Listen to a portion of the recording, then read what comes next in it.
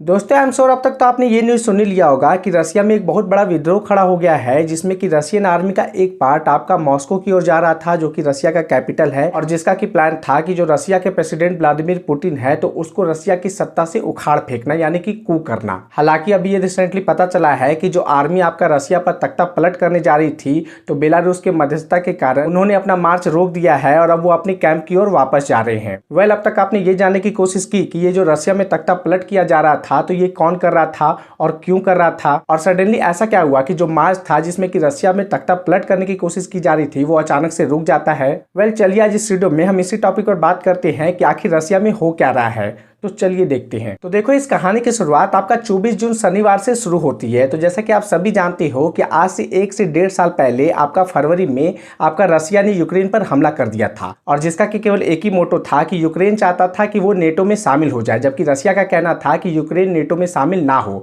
और इसीलिए रसिया ने यूक्रेन पर हमला कर दिया था। और ये लड़ाई अभी तक चल रही है। तो इसमें हुआ क्या है कि जो रशियन आर्मी का एक पार्ट है, तो उसमें से एक ग्रुप ने अचानक से 24 जून को अनाउंस कर दिया कि हम जो व्लादिमीर पुतिन है ना, तो उनके खिलाफ हम विद्रोह करते हैं, उनका तख्ता पलट करने जा रहे हैं। अब ये आर्मी कौन है और इसको लीड कौन कर रहा है? तो देखो, जैसे हर एक देश के पास अपनी एक आर्मी होती है, उसी तरह रसिया के पास भी एक आर्मी है, लेकिन रशियन आर्मी के पास एक प्राइवेट आर्मी है जो कि प्राइवेटली काम करती है, और इसको बनाया गया था साल 2014 में, और इसको बनाने वाले का नाम है आपका व्लादिमीर पुतिन। और ये जो प्राइवेट आर्मी है तो इसका नाम था वैगनर ग्रुप, जिसका आज जो लीडर है वो है पिरोजिन। इस प्राइवेट आर्मी को सबसे पहले 2014 में बनाया गया था, जिसका कि केवल एक ही मकसद था कि देखो, जब भी हम वॉर में जाते हैं ना, जैसे कि सीरिया में जब रसिया वॉर जाता था या फिर अफ्रीका में वॉर जाता था, तो वहां पर इनका बस यही टारगेट होता था कि यार जो अलग अलग जगह हम लड़ाई करते हैं ना, तो वहां जो हमारे प्रोफेशनल, जो हमारे सिटीजन है, जो आर्मी के रूप में काम कर रहे हैं, तो उनका डेथ कम हो। और ये जो प्राइवेट आर्मी है, जिसमें कि कौन होते हैं, तो जिसमें कि आप समझ सकते हो कि ये जो प्रिजनर से जितने भी मतलब कि कैदी होती हैं, फिर कोई भी जो इंडिविजुअल जो पैसे के लिए सिर्फ काम करता है, उसको मतलब नहीं है कि कौन देश क्या है, उसको इमोशन से मतलब नहीं है, तो वो इसमें रिक्रूट होते हैं इस प्राइवेट आर्मी में। तो उन लोग को मतलब कह दिया जाता है कि यार आप मरो, आपको फ्रीडम है। जैसे कि अगर कोई आदमी जेल में रह रहा है और उसको बोला जाए कि देखो भाई, हम आपको फ्रीडम दे रहे हैं, लेकिन इसके बदले में आपको हमारे लिए लड़ना होगा, तो जाहिर से कोई भी मान जाएगा, तो वो लड़ने चले जाते हैं, और वो समझ लो कि ऑलमोस्ट डेथ ही समझ लेते हैं खुद को। तो ये सारा सिचुएशन था 2014 में इस आर्मी को बनाया गया था। इनिशियली इसमें बहुत कम लोग थे, लेकिन समय के साथ साथ ये आगे बढ़ता चला गया, और फाइनली जब 2021 में जब ये प्लान बना और 2022 में जब आपका रसिया ने यूक्रेन पर हमला कर दिया, तो इसका जो स्ट्रेंथ था ना, वो धीरे धीरे बढ़ने लगा। जितना भी रसिया का जेल था, तो उसमें से कैदी लोगों को निकाला जाने लगा और कहा जाने लगा कि यार आप ना यूक्रेन पर हमला करो, हम इसके बदले में आपको फ्रीडम देते हैं। और जाहिर सी बात है कि धीरे धीरे इसका जो वैगनर ग्रुप था, जो ये प्राइवेट आर्मी थी, तो इसका स्ट्रेंथ अब तक बताया जा रहा है कि 50,000 के पार जा चुका है। रसिया ने यूक्रेन पर जब इनिशियली में हमला किया था, तो उसे लगा था कि वो यूक्रेन को आसानी से हरा देगा, लेकिन समय के साथ साथ ये युद्ध लंबा खिंचता चला गया, और इसके लिए जो रशियन आर्मी थी उनको बुलाना पड़ गया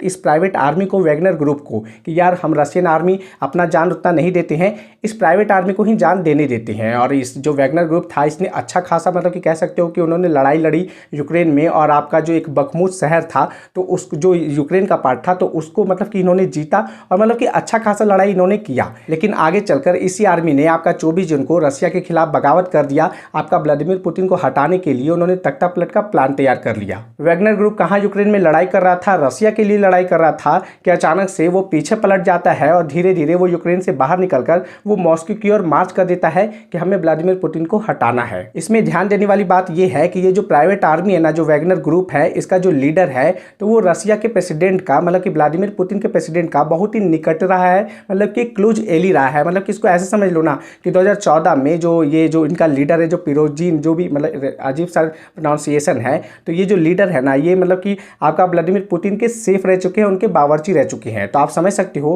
कि यार पुतिन को जो खाना खिलाता होगा, तो पुतिन कितना सोच समझ के अपना बावर्ची रखते होंगे कि कोई जहर ना मिला दे। तो आप समझ सकते हो कि कितना क्लोज एली था, मतलब कितना विश्वास करते थे व्लादिमीर पुतिन आपका ये इस लीडर पे। आगे चलकर पुतिन ने इसे वैगनर ग्रुप का हेड बनाया था, उसका लीडर बनाया था, लेकिन पुतिन को आगे चलकर ये थोड़ी पता था कि जिस पर वो सबसे ज्यादा विश्वास कर रहे हैं वही विश्वासघात करेगा। अब आपके मन में एक सवाल होगा कि ये जो लीडर है, ये जो वैगनर ग्रुप है जो कि विद्रोह कर रहा था, तो ये अचानक से ऐसा क्या हो गया रसिया में कि वो विद्रोह करने लगा। तो देखो इसमें वैगनर ग्रुप का कहना है कि रसिया पिछले 1.5 साल से यूक्रेन पर हमला कर रहा है, रसिया यूक्रेन के बीच में लड़ाई हो रहा है और जो रसिया का जो मतलब कि लोअर लेवल है, जो आर्मी है, वो तो लड़ाई लड़ ही रही है, अपना जान दे रही है, लेकिन जो टॉप लीडरशिप है वो पिछले 1.5 साल से आपका मौज में है, वहाँ पर इंजॉय कर रहे हैं वो मॉस्को में, और उनको कोई मतलब नहीं है कि यार यहाँ पर जो जान दे रहे हैं उनका कोई कीमत भी है। तो हम क्या चाह रहे हैं कि जो टॉप लीडरशिप है ना उसको हटाना है, और ये जो मार्च होने वाला है ना, जो हम मॉस्को में मार्च करने जा रहे हैं, वो जो उसको हटाने जा रहे हैं, तो ये जो मार्च है ये है मार्च फॉर जस्टिस के लिए। तो ये कहना है आपका वैगनर ग्रुप का। और साथ में ये भी है कि जो वैगनर ग्रुप है ना, तो उसका बहुत ही बड़ा गुस्सा है आपका रसिया के डिफेंस मिनिस्टर से। इस ग्रुप का कहना है कि यूक्रेन में जब हम लड़ाई लड़ रहे थे ना, तो रशियन आर्मी की जो भी डिफेंस मिनिस्टर जो आपका हेड थे,